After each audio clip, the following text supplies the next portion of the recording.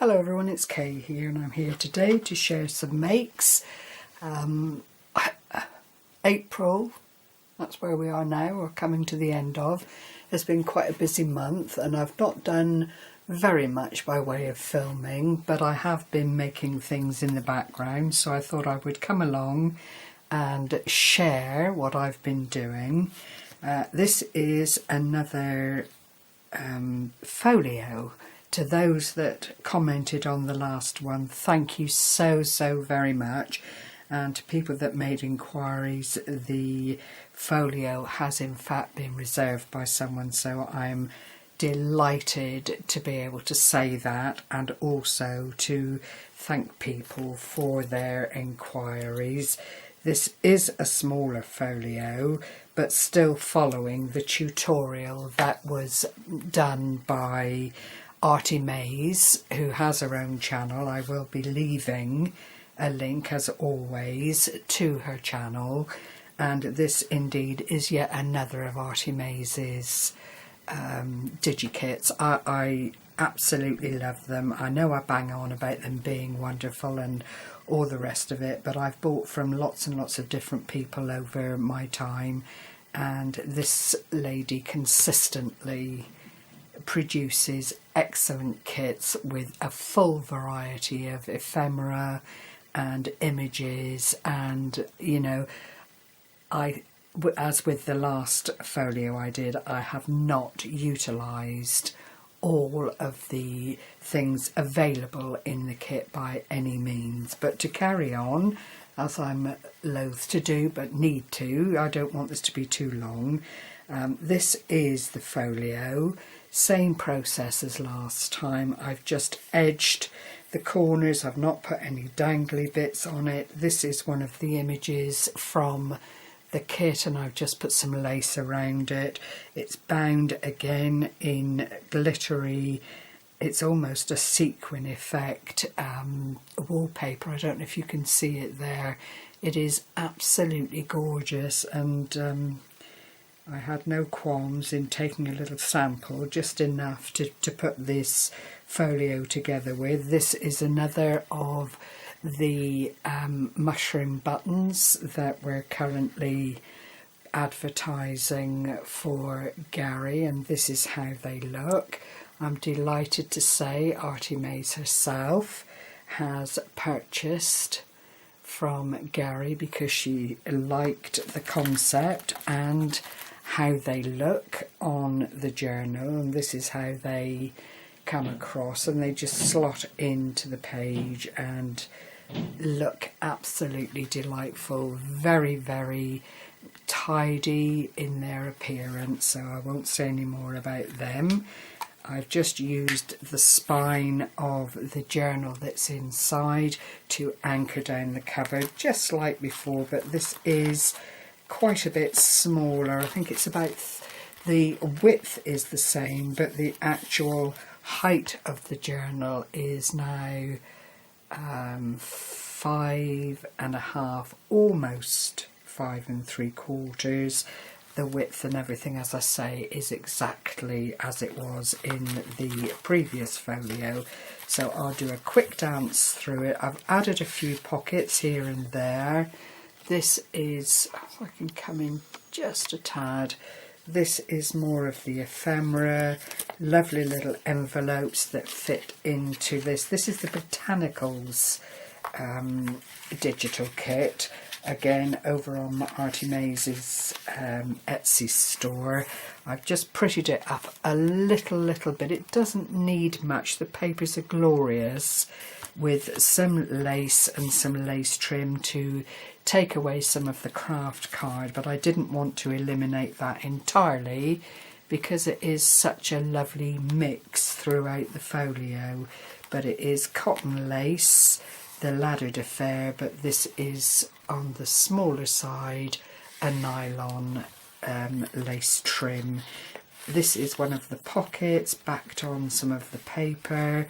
Lots and lots of little journaling spots. The tags have been stitched around. You can use them for tuck spots if that's what you want to do. Fits in there really nicely. I've made a couple of these tiny little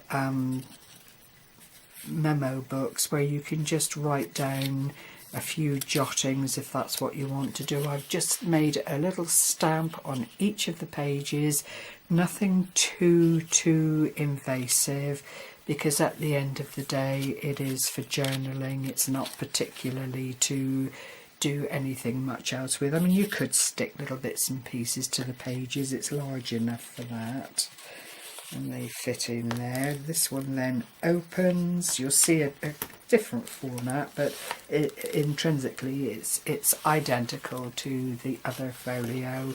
And there are these lovely little cards. I've left them plain on the back to either attach things to or to scribble little notes on, but I think you'll agree they're absolutely gorgeous. There's another larger pocket here at the back. My hand just fits into that quite nicely. I've then got the glassine bags, and what I've done is utilised some of the little bits of ephemera within the kit because it is botanical, and I've just added a little bit of glitter again, and there is on most of these a little write-up on what it is you're looking at. This is forget-me-not here. There was nothing here, but I think it's this standard buttercup, and it is English plant life. I don't think it's anything external. I've just then done a little bit of stamping and stitching on the glassine bag, and it either fits into the pocket there quite nicely, or it is covering this rather beautiful page with the iris on it, but it all works whichever way you wanted it to be. There's then another little tuck spot here with a lovely little mason jar, ideal for writing notes on. There's some graph paper on the back. Oops. And that looks quite lovely all together. The centre then has the two pockets as with the other one, and I've just filled them up with more of these delightful little cards. I don't know what they are, probably about 2.5 by 3.5, larger than an A.T.C, but actually you could trim them down and use them for that purpose if you wanted to. There are no holds barred in this kind of thing. That's the glory of utilising these kits. You just use them for whatever jumps into your imagination. Another stitched around tag, and that one sits in there quite prettily. And then in the back pocket, another little envelope for collecting bits and pieces on. I have actually in here just put some folded paper with a little staple to hold it together as a variation on a theme, but at the end of the day it's up to whoever has the album to do with it as they will. Then there is a separate little journaling bit here that comes out quite nicely with some of the little flag tag going down the side. Again, there's a little bit of stamping on the pages inside. There's a tiny little envelope again from the DigiKit, and it all just fits together really nicely. Slots into the area here beautifully and becomes an integral part of the folio, as I'm sure you can see as we go on to the other side. And then again there is more ephemera. This is an envelope, and again is ready to receive little bits and pieces, keepsakes and so on from a nice day out with the family. Turn the page this way and there is more beautiful imagery. Open it up again, and I've got two more bags with the postcards in. On this side are some more of the beautiful pieces of the ephemera, and there are two pockets there. You can actually put another tag in here if that's what you want to do. you know, this is absolutely full of tuck spots and pockets, which is really what this kind of thing is all about. It's storage for memories, storage for happy times, and it just looks so lovely when it's all put together. So you've got your 3 pages there that just keep everything rolling, and that flips out toward the other side of the folio.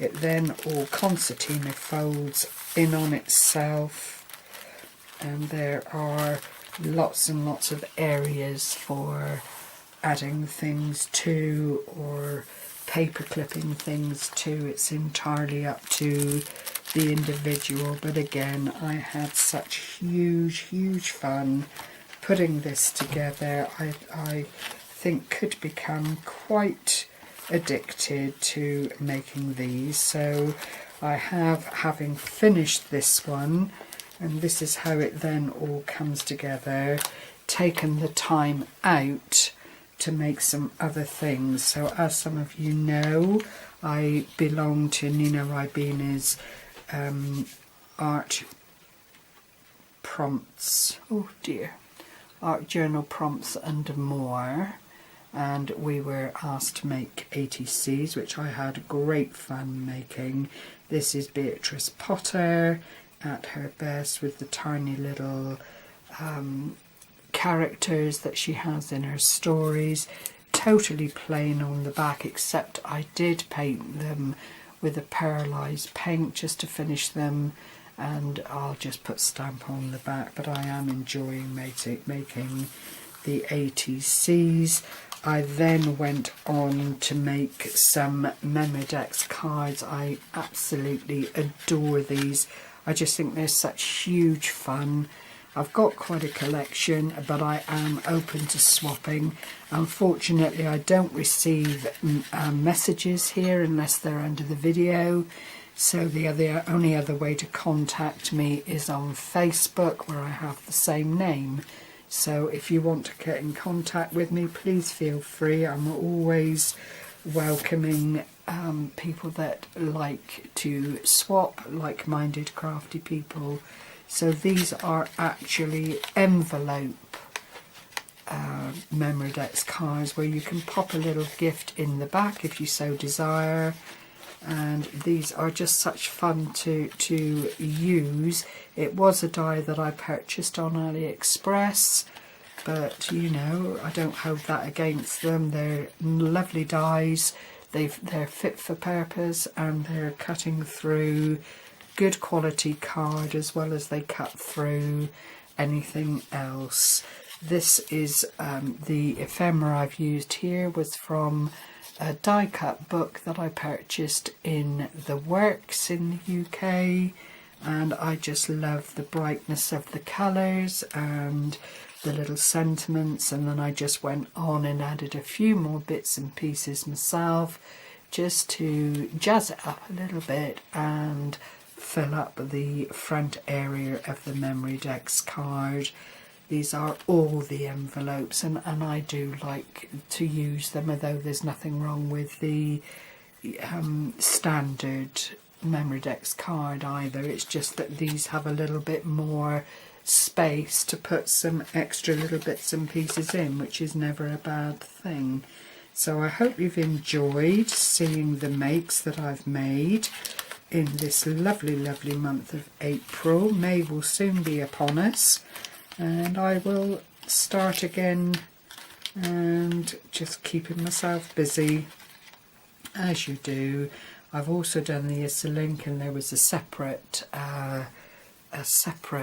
video for that. I'm really enjoying that over there with Tamika, and all of these things just lead to making new friends, seeing other people's takes on what you like to make yourself, so it's all good. So thank you again for joining me. Take care everyone. Have a happy weekend. Bye bye for now.